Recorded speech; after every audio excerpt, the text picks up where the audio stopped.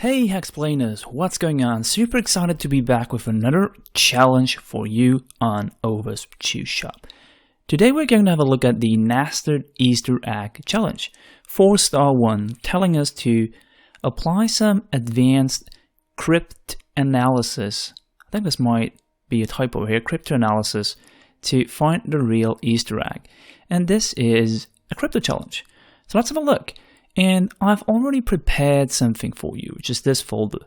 So I've seen this folder multiple times before, and I'm actually going to link you the video in the top right corner right now where we discovered this folder. But what we do have over here is something that says Easter egg. And this is related to our challenge, so let's click that for now. Obviously it doesn't work, we know that from the previous challenge, but let me make this work.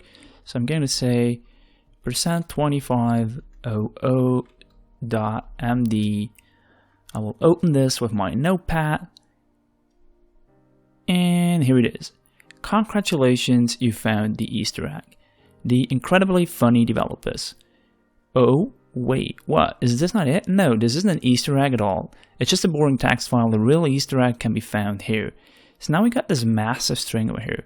And they wish us good luck, Egg Hunter.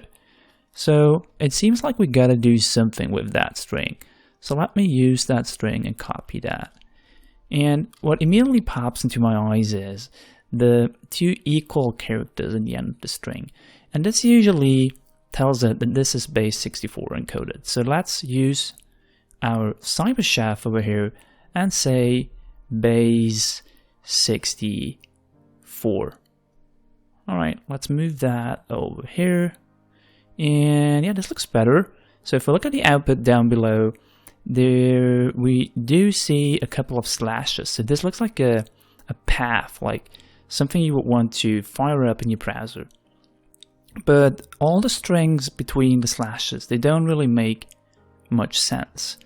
But as this is a crypto challenge, we might have to apply some decryption on it, and let's see what we have.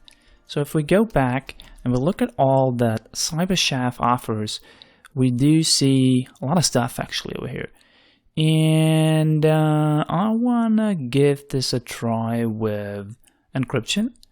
And let's see, we have a lot of things, but most of them need a password. I don't really have a password right now or a key.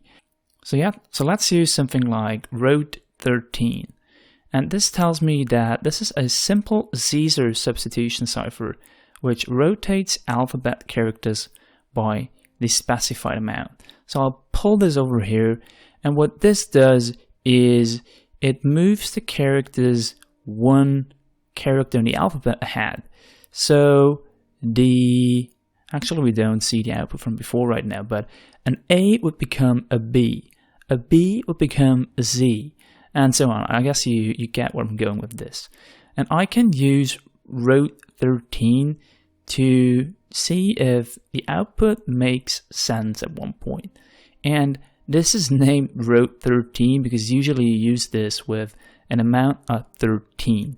So now that we have the amount over here, we already see that the output string starts to make way more sense.